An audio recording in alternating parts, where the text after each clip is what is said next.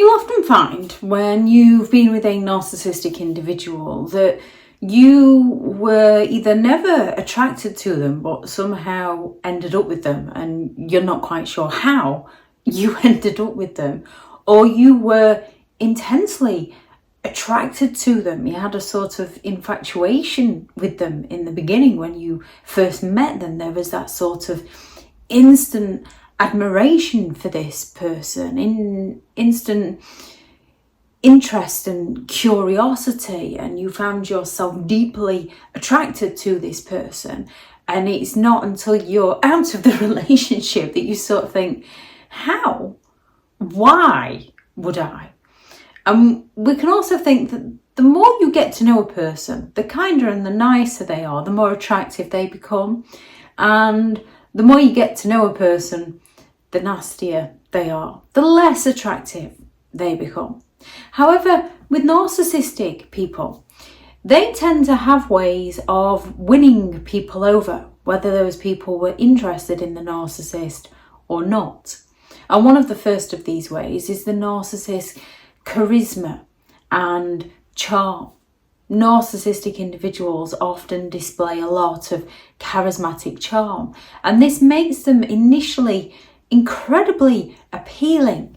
They have that sort of ability to just captivate an audience, to make people laugh. They have that kind of magnetic pull to them where you kind of find them irresistible. They draw people in so seemingly easily. And narcissistic individuals tend to have that kind of confident and engaging personality. And this is due to the narcissist's requirements for the excessive attention, for the validation, to be the life and the soul of the party. You kind of get drawn into them. Now, some people take an instant, not sure about that person. The majority of people get drawn to them. And those that are drawn to them, when people who are a bit, not sure about that character, they're a bit, everyone's like, how can you not like them? They're so funny, they're so nice, they're so kind, they're so caring. Because narcissists are very good at turning on their charm and impressing people as and when they need. There's that validation and idolization. Narcissistic individuals will frequently idolize their targets, providing that intense validation and attention to their targets. They will flatter you constantly. They will message you constantly. They will want to spend so much time with you.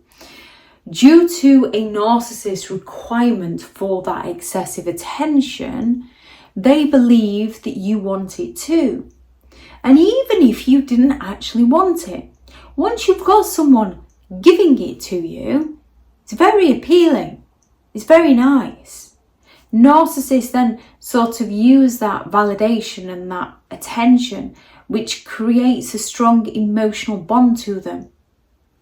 You get used to the flattery, you get used to the messages, you get used to the phone calls, you get used to spending time with them, you get used to their praise and their admiration.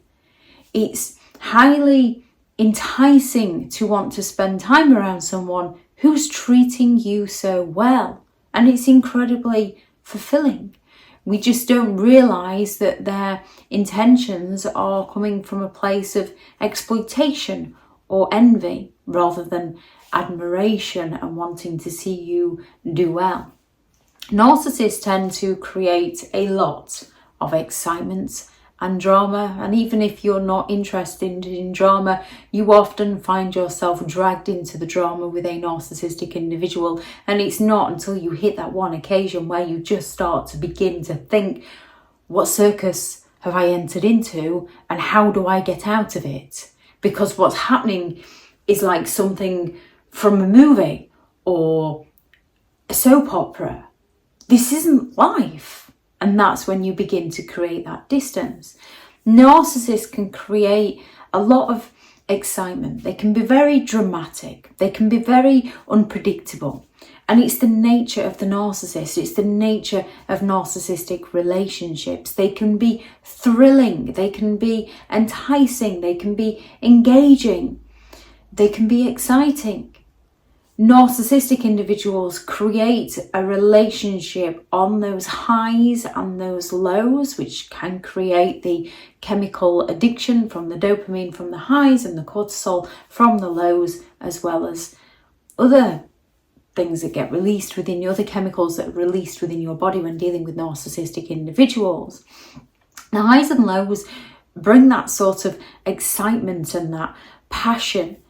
Well, the excitement brings the excitement and the passion. The lows bring the stress. Yet when they come back with the validation and the flattery, it brings the highs back, and it makes the relationship very intense and very stimulating. And then when you're away from them, all of a sudden life feels quite boring. Even though you don't want to be around them, you sort of have that natural urge. Narcissists create it so you become dependent on a need of their approval, from their charm and their charisma and their exciting ways and the idolization and the validation and the flattery and wanting to spend time with you and messaging you and lifting you onto that pedestal, raising your expectations. And then they begin to devalue you. They begin to insult you, usually in subtle, covert ways with the backhanded compliments so you can't see what's happening to you. When they devalue you, they destroy your confidence. They destroy your self-esteem. Yet once upon a time, they validated you. So you become sort of attached to that validation from them. You're seeking that admiration. You're constantly checking on them as to whether or not you're doing the right thing through their silent treatments or their insults whenever you didn't meet the narcissist's needs. You can sort of have that, they get you to a point where you feel like you can rescue them. You can feel like you can help them. Narcissists have a knack of making you feel sorry for them or making you feel guilty. So you become sort of obligated in trying to help them, trying to help fix them, trying to show them how life can be. And this desire to change a narcissistic individual can be incredibly compelling, particularly if you have that sort of people-pleasing or caretaking personality. We can all have unresolved childhood issues, and we can sort of all go through a stage of needing that sort of approval from others, or we can have all been manipulated at one point or another within our lives and not realizing what we've experienced. So we can find ourselves then drawn to that pattern of behavior and drawn to narcissistic personalities. So these relationships sort of unconsciously mirror our past experiences because we haven't educated ourselves into what is actually happening. Narcissists are very attractive due to their perceived strength and their perceived confidence. Their confidence is their arrogance. They believe they're always right.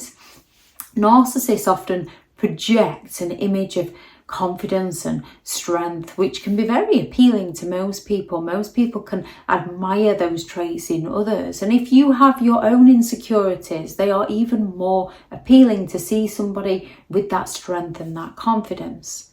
So they'll create, if you don't have insecurities, or the insecurities you have, they will find out and they will nitpick at these and make you feel worse, or they will create insecurities within you and then they display the confidence and the strength that nothing bothers them, even though they are deeply insecure individuals, which is why when you poke a narcissist, they react very negatively. They don't like criticism, they don't like being told no, they don't like indifference, they don't like people having a different opinion to them, and they often suffer a narcissistic injury, retaliate with narcissistic rage to put you in your place so that they can remain in control, and you end up walking on eggshells to serve them.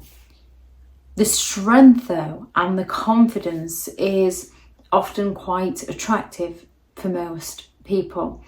The narcissist's assertiveness can be easily mistaken for competence when they just use aggression and dominance to gain control. They're not actually competent at doing things. They just make it appear as though they are. They make it seem like they're the ideal partner, the ideal friend, while they're getting their needs met from you. And then when they see something shiny and new, they drop you and they blame you, and you're left a shell of your former self. You've usually lost your independence. You've usually lost your identity, and you're trying to work out what on earth has hit you, even though they might never have actually hit you themselves. Narcissistic individuals use a ton of emotional manipulation to draw you into them and then leave you when they no longer have a need for you. If anyone has any thoughts on this video, please do add those into the comments for people reading through. Thank you very much to all the returning subscribers and your continued support with the channel. It's greatly appreciated. If you are new to the channel, I'm Elizabeth Shaw. This channel is all about narcissistic behaviour, to give you more understanding of the people you might be dealing with within your life, how to handle yourself around those people if you cannot go no contact, and different methods to find what works for you to help you understand and overcome narcissistic and emotional abuse. If you do find the information helpful on the channel, please do subscribe. If you are looking for further help and support in understanding and overcoming narcissistic and emotional abuse, I do have several online guides available, and those teachable links are in the video description. If you're looking for someone to speak to, I have partnered with BetterHelp, and their sponsored link is also in the video description. I do also have several books out on Amazon if anyone would like to take a look at those. There is the book on how to create boundaries around those who have no respect for your boundaries, such as narcissistic individuals. The hilarious and horrifying narcissistic memes and their meanings, which is the relatively new book, which is the memes and quotes that I've shared over social media and the meanings behind those. There is the Narcissists Handbook, which is the ultimate guide to understanding and overcoming narcissistic and emotional abuse, which is all about the personality disorder itself and their behaviours and the effects that it has on you. Then there is Healing from Narcissistic Abuse, a guided journal for empowerment and recovery, which is less about reading and more about journaling and self-awareness and acknowledgement and emotional healing and rebuilding your identity. And then there is 15 Rules to deal with narcissistic people, how to stay sane and break the chain if you cannot go no contact with a narcissistic individual. If anyone is interested in any of those, they are all available on Amazon. Thank you very much for watching. Go out there and create the day that you deserve, because you do deserve to have an amazing day. Bye.